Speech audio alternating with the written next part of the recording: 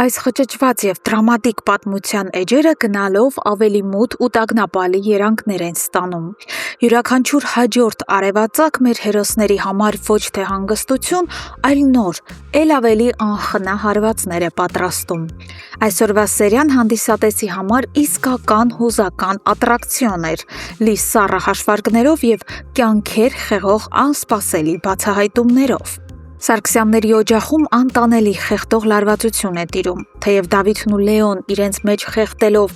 արդարացի զայրույթն ու հիասթափությունը համաձայնում են Մանանին թողնել հայրական տանը, սակայն նրանց միակ դրդապատճառը նոր վիրահատված պապիկին հերթական հոգեբանական սթրեսից զերծ պահելն է։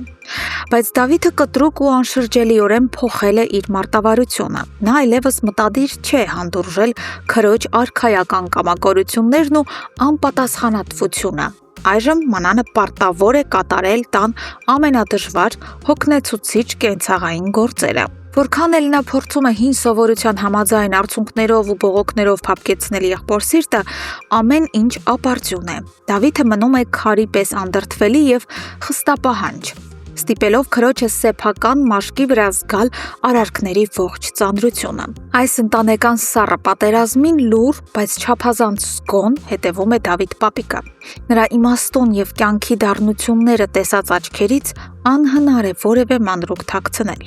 Ծերունին հոգու խորքում հստակ կանխազգում է, որ իր թիկունքում ինչ-որ սարսափելի և կործանարար գաղտնիք է թաքնված, որ թոռները համառորեն լռության են մատնում։ Չկարողանալով այլևս տանել այս սպանիչ անորոշությունը, պապիկը Մանանին հրավիրում է ծանր առանձնազրույցի։ «Լսիր ինձ ուշադիր, սա իմ ամենավերջին նախազգուշացումն է։ Եթե ևս մեկ անգամ իմանամ, որ դու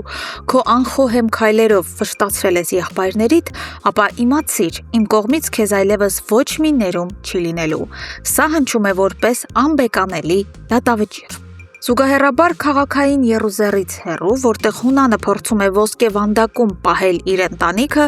շարունակվում է մեկ այլ հոգեբանական պատերազմ։ Հունանը չի դադարում Գրիշոյին պարտադրել իր կամքը, ամեն օր պահանջելով արմատախիլ անել Մանանի հանդեպ ունեցած բոլոր զգացմունքները։ Սակայն երիտասարդ սերն ունի իր սեփական, անկառավարելի օրենքները։ Եվ դա փայլուն կերպով ապացուցում է Լեոն։ Արհամարհելով բոլոր հնարավոր վտանգներն ու արգելքները, նա գտնում է այն գաղտնի հյուրանոցը, որտեղ արգելափակված է Լեան։ Դրսում գաղտագողի հանդիպելով միմյանց, սիրահարներն ամուր ու անսահման կարոտով գրկախառնվում են։ Բայց նրանց անդորրը երկար չի տևում։ Իննան դուրս է գալիս համարից և չգտնելով դստերը, ակնթարթորեն գլխի է ընկնում, թե իրականում ում գրկում կարող է լինել Լեան։ Եվ վերջապես, այս սերիայի ամենացնցող և ողբերգական հանգույցը քանդվում է հեռավոր Մոսկվայում։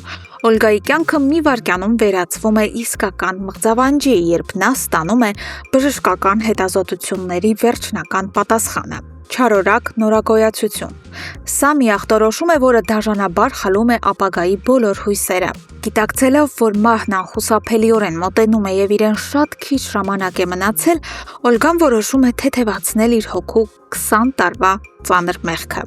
Նա Վլադիմիրին ասում է ամենասարսափելի ճշմարտությունը. «Վլադիմիր, տղաս, ես քո իրական, կենսաբանական մայրը չեմ»։ Այս բառերը ասես կայծակ լինեին պարզ երկնքում։ Երիտասարդի ողջ աշխարհն ու անցյալը փլուզվում են մեկ ակնթարթում, թողնելով նրան խորագույն շոկի մեջ։ Սիրելի հեռուստադիտողներ, ինչ եք կարծում, Իննան կխանգարի արդյոք Լեոյի և Լեայի հանդիպմանը, թե լուռ կհեռանա։ Եվ ամենակարևորը, կհասցնի արդյոք Օլգան Վլադիմիրին հայտնել Դավիթ պապիկի գոյության մասին։